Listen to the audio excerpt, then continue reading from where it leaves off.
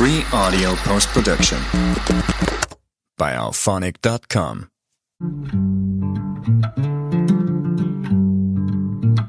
Welcome to Take It from the Iron Woman. My name is Susanne Müller, your host and the Iron Woman. This podcast is about empowering yourself and others to make real changes in the world. You will hear from everyday, smart, sophisticated, hip people like you and me. Not everybody has to be an Iron Woman to impress the world. Together, we will learn from the sports and business leaders how you can become a more successful person as an entrepreneur or a leader. It's one step at a time, one day at a time. Take your steps now. Take your big steps now. Join me on this journey to success. Take it from the Iron Woman. We have spoken to Dr. Nadine Kelly before. She's a retired MD, health integration coach, yoga teacher, host of Health Raisers, and drummer. And what's next? Book, yoga, cooking, simply helping others. Enjoy this conversation with her. I've been talking about writing this book for a long time now, but I'm actually beginning the journey for real now. I wanted to ask, what is next? What is the book about? The book is going to be about multidimensional health. It's going to be based on what I've learned over the 5-6 years I've been podcasting. What have I learned from different people, different conversations, putting those things, because as you have a body of work that's audio, and it's hard to kind of put it in one place. So I want to take where I am in my journey now, sort of put the pieces together in one place at this time. Where am I right now?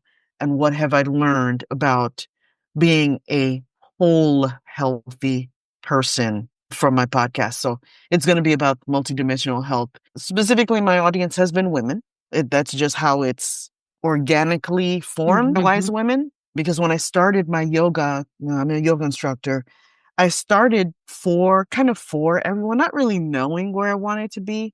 But then I knew I wanted to be a little bit non-traditional. Didn't want to teach the athletic, able bodies in a studio. That didn't speak to me.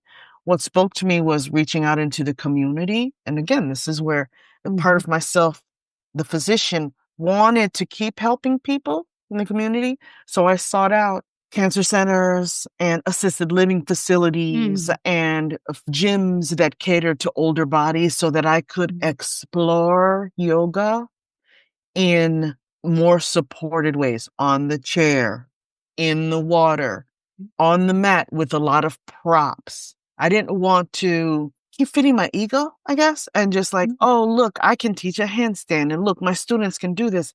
I really wanted it to be more about destigmatizing the idea of yoga, making it very accessible, making it very practical to the people in the community that needed it. Over time, I just started to speak to wise women. My classes started to organically become wise women. So women anywhere from 50s on up in various physical states and various stations in their lives. Yeah, so I really feel like those things came together. This thirst for what I didn't understand at the time, sitting behind the microscope. Yes, it was gratifying. I did help a lot of people, but it was kind of lonely work. It wasn't interacting with the patients necessarily. I like the feeling the connection and feeling over the years I've had different women who had never taken yoga come start a class with me, whether it's in the water or on the mat or in the chair. And they come and they tell me things that don't seem like a big deal, but they make my heart sing because I feel like my purpose, one of the spiritual paradigms, principles, my purpose is in line with my purpose to hear a student say, shyly, generally speaking, they'll come to me after class, Nadine, I have to share something with you. Before I started this class, I couldn't get in and out of my bathtub without assistance. But now I'm strong enough to I don't need any assistance. I never thought I could do that. Nadine, I heard a woman recently say to me, I have 2 stairs leading up to my front door, and there are banisters on either side. I used to have to really hold on, grab onto one of them and struggle up those 2 stairs. The other day, I came home with groceries. I held a bag in each hand and I took the stairs without holding on to anything, totally aware of my posture, working on my balance. And I had another woman say to me, I haven't fallen once since I've started your yoga class. And I used to fall all the time before I started. So these things, they may seem like insignificant or they're not big. They're not these big wins, but for me, they are. If I could close my eyes right now and know that I truly made a difference in lives, people that can get up and down out of a chair, people that can maneuver stairs, people that can get themselves strong before a surgery, a hip or knee replacement, come back and recuperate from them. There's been all of that. It's been so gratifying. Wow. So that's for my spiritual health. It's amazing. And when you say it's not significant, I think it's super important. And also that people come and share with you and they're grateful.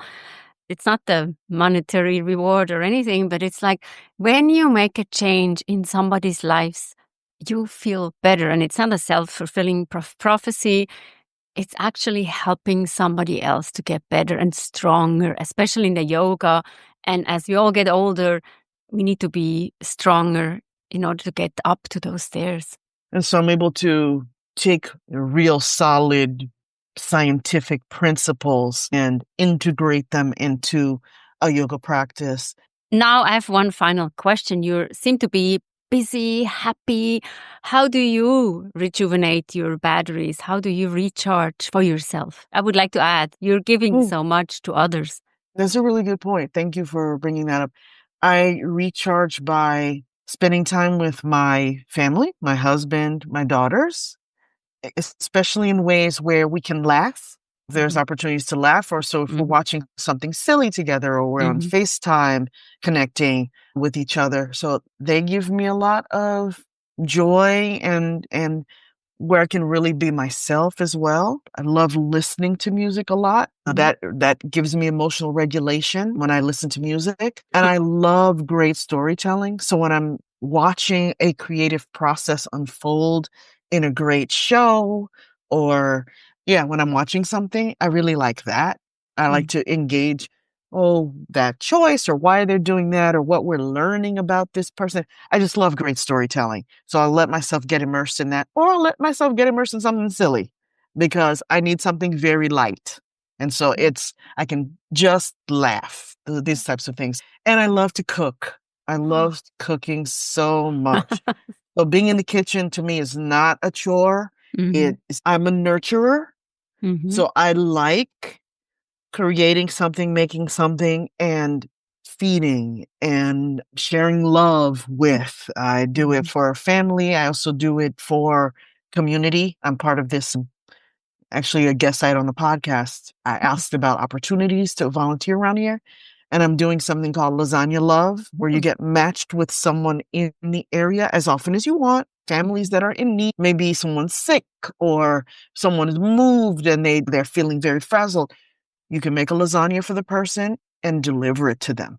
So that to me, as I get to help people, it all comes back to that, helping people. That also makes me feel good. Thank you so much. Elevating us, for giving us a glimpse into your life and learning about how you are helping others and making a huge difference in everybody's life. So very impressive. Thank you so much. Thank you for having me. I loved our conversation. Thank you. What a cool conversation. What are you taking away? Take it from the Iron Woman. We have episodes every Monday. Come and join us. Learn with others. Learn from others. And Take It from the Iron Woman is also the book Global Business Coaching with Sports Parallels.